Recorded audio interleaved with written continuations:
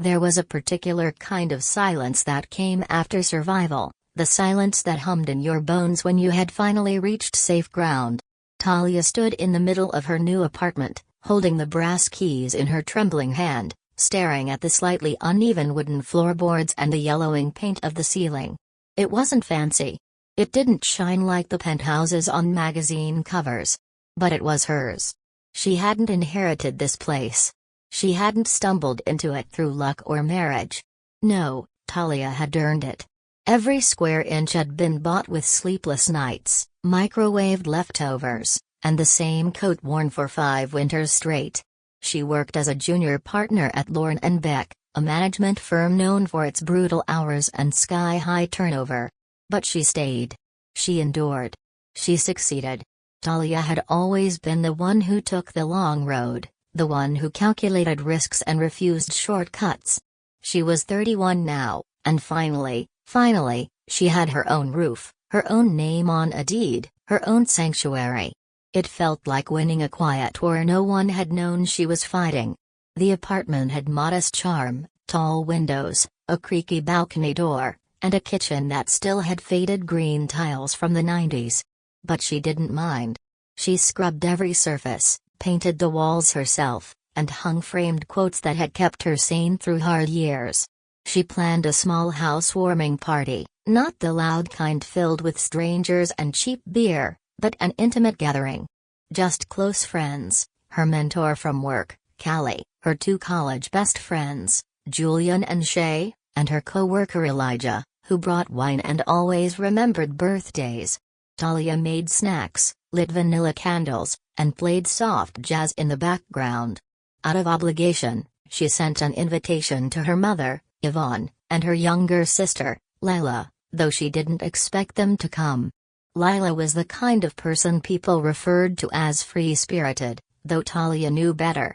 Flighty was more accurate. She bounced from one boyfriend to another, living in their apartments, leaving chaos in her wake. She'd never held a steady job, never paid a bill on time, never once taken responsibility. But she was their mother's golden girl, always excused, always adored. Talia? She was the boring one. The serious one.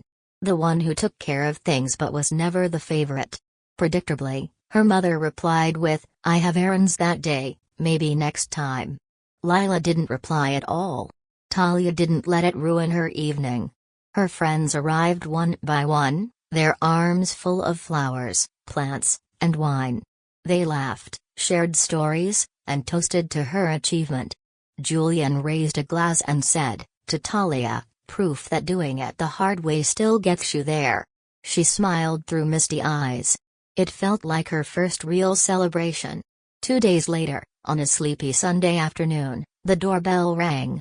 Talia was still in sweatpants, hair tied in a scarf, sipping leftover tea. She wasn't expecting anyone. When she opened the door, her stomach dropped.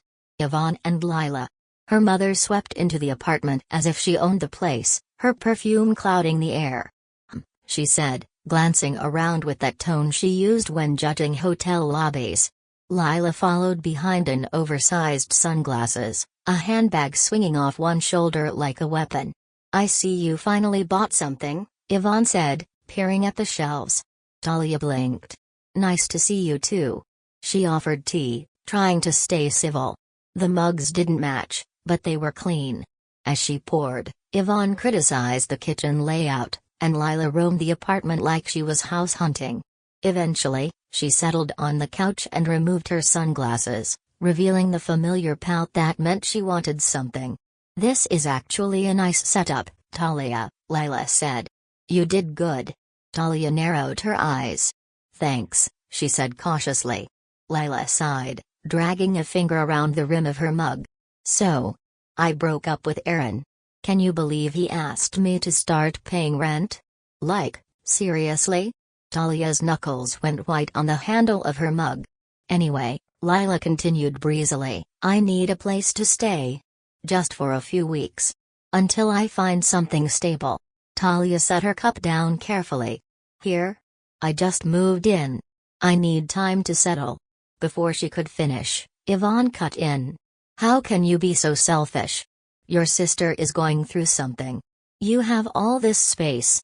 You have a guest room, Talia said, turning to her mother. Lila groaned. Please. Mom's place feels like a retirement home. I need to be somewhere with energy, somewhere I can network. Yvonne nodded. Honestly, Talia, after everything we've done for you, this is how you act? You've always been so cold. The guilt was a slow, familiar burn. Talia stared down at the apartment she had fought so hard for. Her sanctuary. Her reward.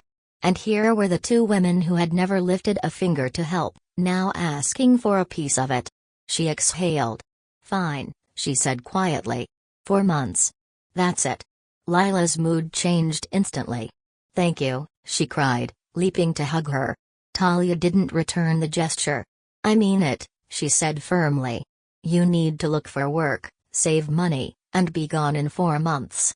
Of course. Lila chirped. You won't even notice I'm here. But Talia had a feeling she would. The very next evening, Lila showed up with 3 bursting suitcases, designer bags, and a tote full of makeup. She rolled in like a storm, dropped everything on the floor, and walked straight to Talia's bedroom. Ooh, this one's got the best view.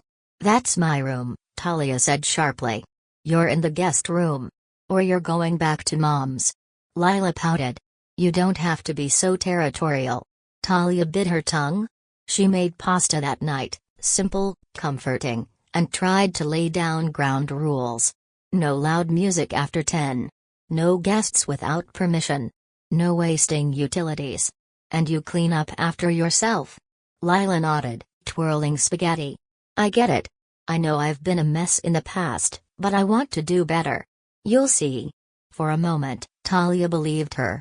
But as she stared at her spotless apartment, now containing a hurricane in heels, she knew one thing with certainty. Peace had a price.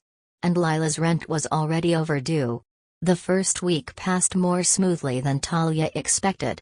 Lila stayed out of the way most mornings, sleeping late but keeping the apartment tidy.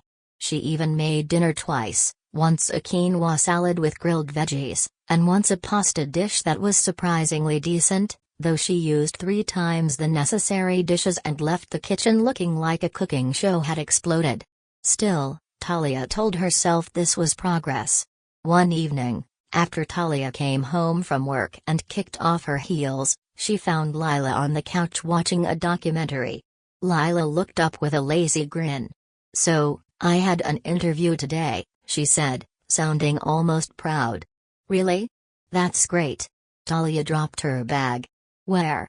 A fashion marketing place downtown. They said they'll let me know.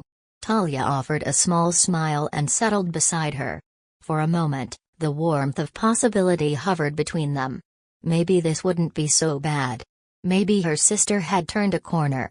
But by the 3rd week, the cracks began to show. It started with the dishes. Piles left in the sink for days. Then the lights, every room blazing when Talia returned from work, like a light bulb convention had taken place. Damp towels were left on the floor. Talia's expensive shampoo disappeared bottle by bottle. The kitchen table, once pristine, was now littered with takeout containers. Sushi boxes, pizza crusts, half-drunk boba teas with condensation rings seeping into the wood. Lila had retreated into pajama territory, wearing the same oversized hoodie for days, glued to her phone, laughing at TikToks and scrolling Instagram while the vacuum gathered dust in the corner. Talia tried to be patient. Tried to remind herself this was temporary. But it was growing harder. One night, after a long day packed with back-to-back meetings and a broken elevator at work, she arrived home to find Lila on the couch, a mountain of throw pillows surrounding her like a throne. The TV blared some reality dating show. A greasy burger wrapper was balanced on the coffee table. Talia didn't say anything right away. She stepped into the kitchen. The sink was overflowing with dishes, some hers, most not. Forks and spoons clung to the bottom in murky water. The counter was sticky. There were no clean glasses. She stood there for a full minute, her jaw clenched. Lila, she said finally, we talked about this. I can't come home every day and find the apartment trashed. I was going to clean it later, Lila called from the couch, not looking up. God, you sound like Mom. That one landed like a slap. Talia turned. And the job interviews? Lila sighed dramatically. I went to one this morning. Which one? The same marketing place. But they wanted like 6 years of experience for a basic entry-level role. Total joke. Did you apply anyway? Lila rolled her eyes. Why would I waste time on something I won't get? I'm not that desperate. Talia blinked. So, you're not applying to jobs you're underqualified for. But you're also not qualified for anything else? That's not what I said. No, Lila. That's exactly what you said. The conversation ended with Lila slamming the bathroom door and Talia microwaving leftovers in silence. The apartment, once her haven, had become hostile. Quiet moments were rare. Peace was shattered. Even the plants on the windowsill seemed to droop under the weight of tension. Soon, the neighbors started noticing. In the hallway, Talia overheard Mrs. Sato from across the hall whispering to another tenant. That apartment used to be so peaceful. Now it's like there's a college dorm next door. Talia felt her cheeks burn. One morning, as she brushed her teeth, she heard Lila on a phone call in the guest room. Her voice was loud, unbothered. Yeah, I'm totally hungover, she laughed. My sister is such a buzzkill, always on my case, like she's running a boarding school. Talia stood frozen, toothbrush in hand, foam dripping onto her wrist. That night, the final straw snapped. She had just drifted off to sleep when the front door slammed. Laughter echoed down the hallway. Talia shot upright in bed. Through the thin walls, she heard the unmistakable sound of clinking bottles, muffled giggles, and a deep, male voice she didn't recognize. She got up and opened her door. Lila was in the entryway with a tall guy wearing a leather jacket and a crooked smile. His cologne filled the air like a fog. Hey, Lila said, her words slightly slurred. This is Kai. Isn't he cute? Talia stared. It's 2:30 in the morning. We're just crashing for the night, Lila chirped. No, Talia said firmly. Absolutely not. No guests without permission.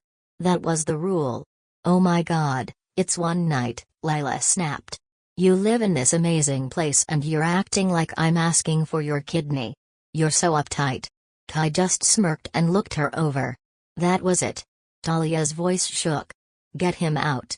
Now. You're unbelievable, Lila shouted. You act like you're so perfect, like this place gives you the right to be a dictator. Talia stepped forward. You were supposed to stay here temporarily. You promised. But you've turned my home into a dump. I won't let you disrespect it, or me, any longer. Lila stood frozen, eyes narrowing. You'll regret this, she hissed. Talia didn't answer. She walked to the closet, yanked out Lila's suitcase, and began dragging it into the hall. By the time Lila caught up, hurling clothes into the bag, muttering curses under her breath, Talia felt nothing. No guilt. No fear. Just resolve. Kai followed her out without a word, holding a six-pack and humming some tuneless melody. Lila turned back before the door shut. You're a terrible sister, she spat. Talia met her gaze. And you're not my responsibility. The door closed. The hallway echoed. Silence returned like a bomb. An hour later, Talia's phone rang. She didn't have to check to know it was Yvonne. She let it ring. Then hit decline. The silence that followed wasn't empty. It was sacred. The peace was short-lived. Only 45 minutes after Lila and Kai had been shown the door, Talia's phone lit up again. Yvonne. She stared at it, jaw tight. The screen glowed like a warning. She let it ring out. Then it rang again. And again. Finally, she picked up, her voice flat. Yes?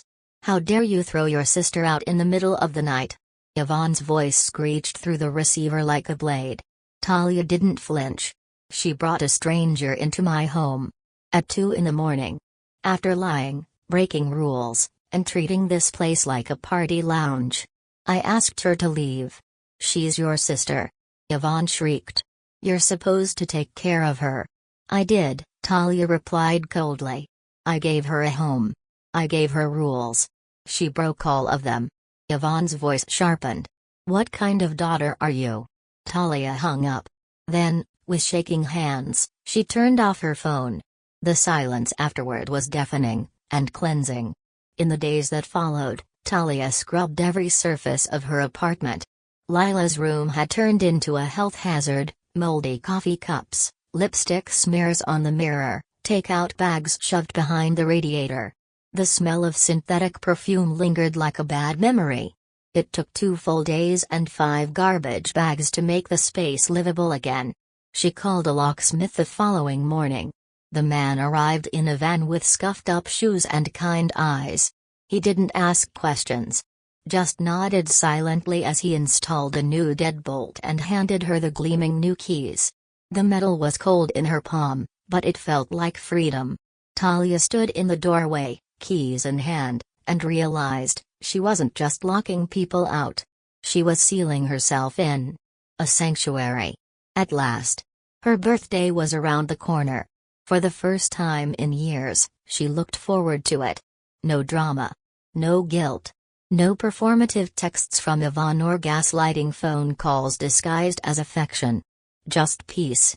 She sent out invites to the people who mattered: Callie, Julian, Shay, Elijah, and a few cousins from her father's side who had always stayed out of the crossfire. Notably absent from the list were Yvonne and Lila. The evening of the party was pure joy. The apartment sparkled under warm string lights. Fresh lilies filled the room with a sweet, clean scent. Music played softly from a curated playlist, songs that made her feel alive. Guests arrived with flowers, wine, and laughter. Julian brought her favorite champagne. Shay gifted a custom mug that read "Peace isn't passive." They toasted to growth, to boundaries, to new beginnings. Talia felt light for the first time in months. Until the doorbell rang. A single, sharp chime that cut through the music. She glanced at the clock. 9:17 p.m. Her stomach dropped. She opened the door. Yvonne stood there, dressed like she was attending an opera: floor-length coat, sharp heels, gold earrings that glittered like daggers. Her expression was carved from stone. She didn't say hello. She brushed past Talia and into the living room. The room fell silent. "I can't believe all of you are here celebrating with her," Yvonne announced, her voice rising theatrically. "After what she did to her sister. Threw her out like garbage." The wine glasses paused midair. Conversations died. Talia stepped forward, eyes calm but burning. "Mom, this isn't the time." "When is the time?" Yvonne snapped. "When do we talk about how cruel you are? How cold? Lila is heartbroken, humiliated, and you sit here, drinking wine like a queen." "She disrespected every boundary I gave her," Talia said, trying to keep her voice steady. "She brought a stranger into my home. She treated this place like a playground." Yvonne's eyes narrowed. "You've always thought you were better than us. With your job, your fancy little apartment, your rules. You've never had a heart." Something inside Talia cracked open. "No," she said, voice shaking, but not from fear. "I had a heart. You just never cared about it. Maybe if you'd actually raised Lila, she wouldn't have turned into a tornado." Gasps echoed around the room. Yvonne's eyes widened in fury. And then, she lunged. In 2 long strides, she reached the dessert table, grabbed the birthday cake Callie had brought, a rich chocolate mousse with delicate frosting flowers, and smashed it onto Talia's head. Time froze. The cake landed with a wet thud, frosting splattering across Talia's hair, her shoulders, the floor. Chocolate and cream dripped down her cheek, her chin, her dress. The entire room stood in stunned silence. All Talia could hear was the sound of frosting sliding down her neck. Yvonne hissed, "Ungrateful brat." Then she turned on her heel and stormed out, slamming the door so hard the windows rattled. For a moment, no one moved. Then Sophie, her cousin, rushed forward, wrapping Talia in a hug. "I'm so sorry," she whispered. One by one, guests followed, offering tissues, warm arms, words of comfort. Talia stood in the center of the room, shaking, but not broken. Her dress was ruined. Her hair was sticky. Her birthday cake lay in ruins. But her dignity? Still intact. Later, after the guests had helped clean, and the room had returned to a dim, quiet normal, Sophie stayed behind. She sat with Talia on the couch while she gently combed bits of cake from her scalp. "I never thought she'd do something like that," Sophie said softly. Talia stared ahead. "I did." She paused, voice low. "But I hoped. Maybe this time would be different." Sophie hugged her again. Talia didn't cry. Not then. The tears had dried up long ago. That night, she washed her hair 3 times. She threw out the dress. She wiped every last trace of cake from the hardwood floors. And then, she sat alone in the kitchen with a glass of wine, staring at the flickering candle on the windowsill. The glow was soft, but steady. The next morning, Talia blocked Yvonne's number. This time, she didn't hesitate. This time, she didn't feel guilt. Because she finally understood, some people didn't just fail to love you, they made a sport of wounding you. And the only way to win was to stop playing. 3 weeks passed. In that time, Talia reclaimed her world, one silent morning at a time. She rose with the sun, brewed coffee in her favorite mug, and read quietly by the window while the city yawned awake below her. There were no slamming doors. No blaring TV at midnight. No trail of makeup and chaos in the hallway. Just stillness. She swapped out the old throw blanket on the couch, Lila had stained it with orange soda, and bought a soft cream-colored one that matched her new piece. The guest room was fully cleaned and reorganized, the window cracked open to let out whatever negative energy had built up. She burned sage, not because she believed in it, but because it felt good. There was no word from Yvonne. No surprise appearances. No drama. Just an eerie, welcome silence. Then one Thursday afternoon, her phone buzzed. "Sophie." Talia picked up immediately. "You're not going to believe this," Sophie said, skipping a greeting. Talia smiled faintly. "Try me." "Lila and that guy, they've moved into your mom's house." Talia didn't even blink. "Of course they have." "No, it's worse than you think," Sophie said quickly. "It's bad. Like, bad. They're throwing parties. Every night. Loud music. Strangers coming in and out. Your mom tried to stop one of the parties last week and Lila slapped her. Full-on slapped her in the face." Talia went silent. "Your mom's neighbor told my dad that she saw Yvonne crying on the porch," Sophie continued. "Kai's taken over the guest room, and apparently they're talking about selling your mom's furniture online. Some of it's already gone." Talia stood still, the phone pressed to her ear, listening to the chaos from afar. But she didn't feel anger. Or even surprise. What she felt was clarity. A few days later, her phone rang again. This time, it was Yvonne. The name lit up the screen like a flare from the past. Talia stared at it. She could ignore it again. Let it go to voicemail. Let Yvonne stew in the consequences of her own choices. But something told her to answer. She picked up. Yvonne's voice came through, hollow and tired. "Talia. Please don't hang up."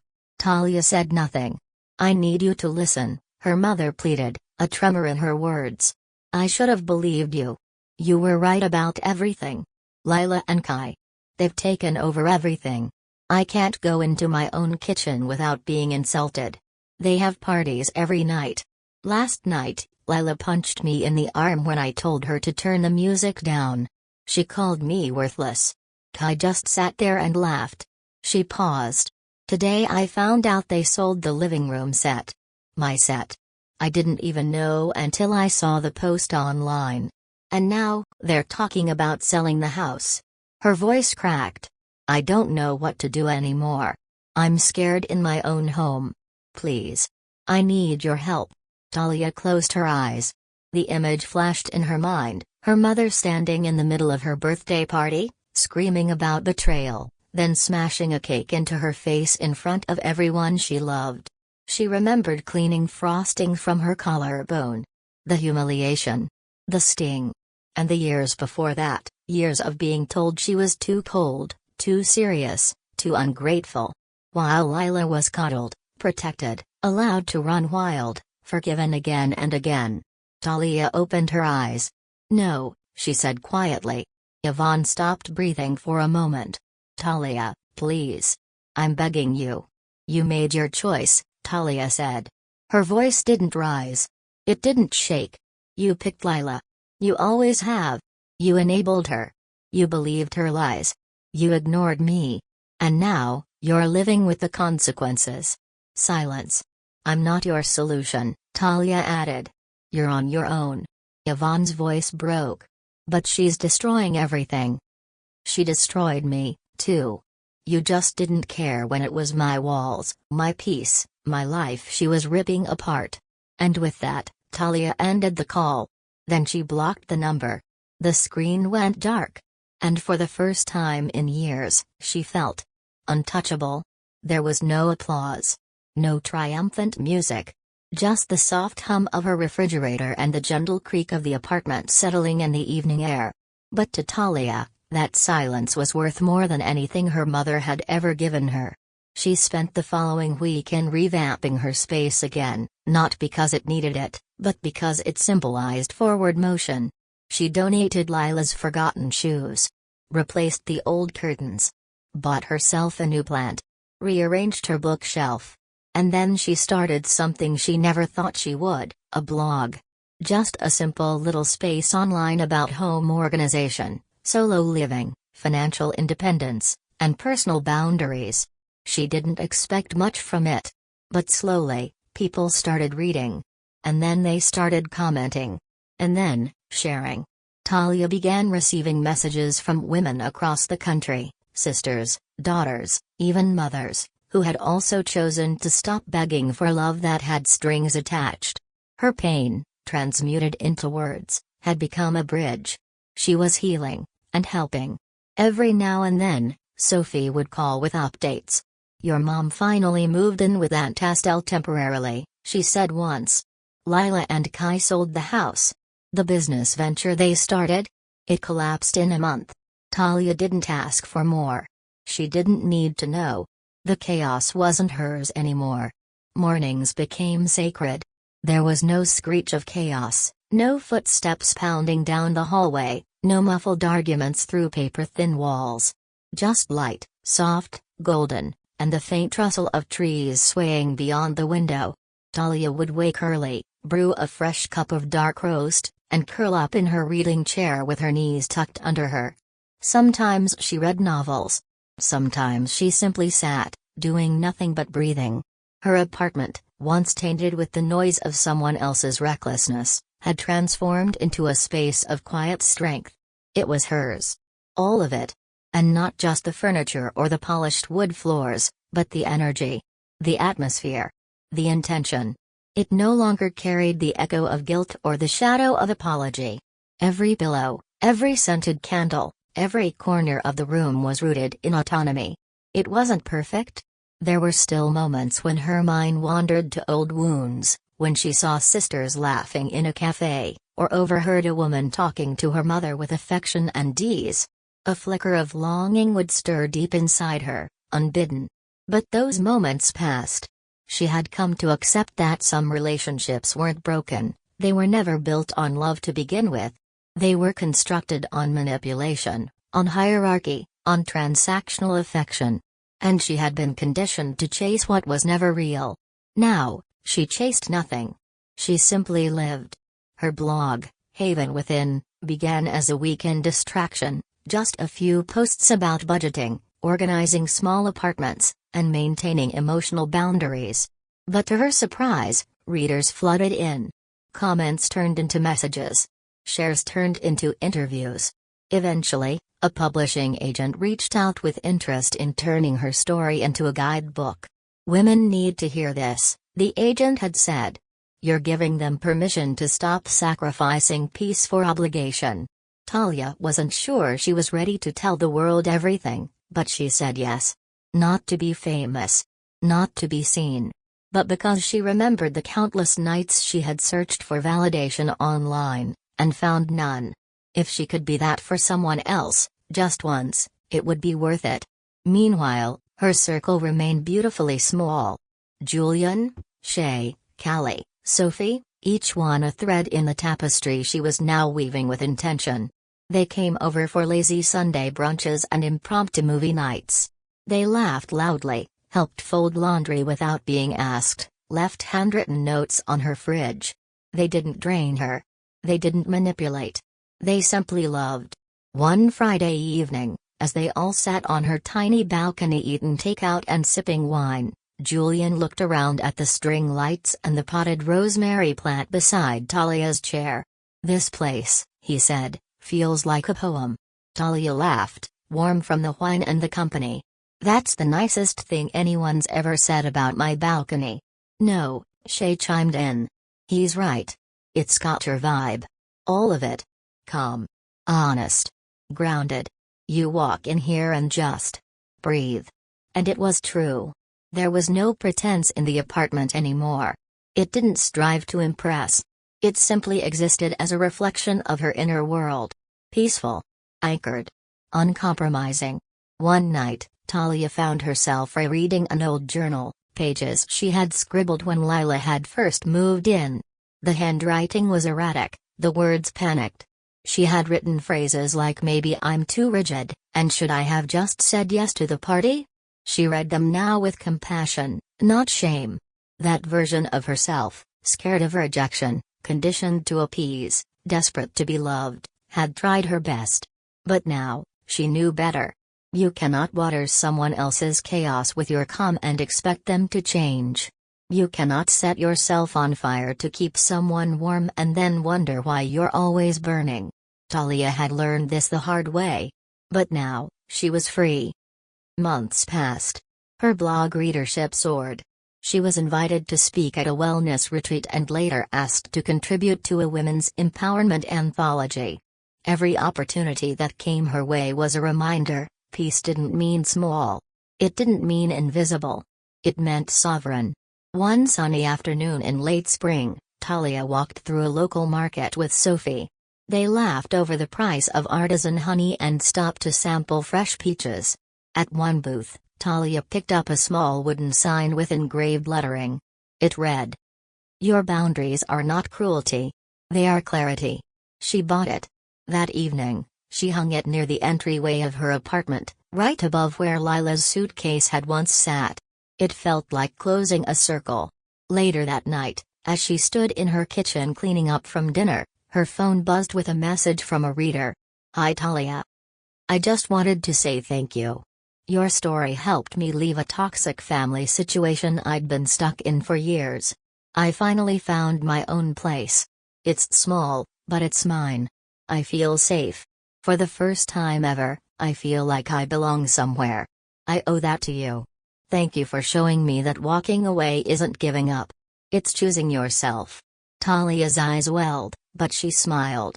She didn't respond right away. Instead, she looked around her apartment, at the lamp she had fixed herself, the rug she had picked out on a rainy Tuesday, the photo of her and Sophie from the brunch last weekend. It was hers. Every corner. Every breath of peace.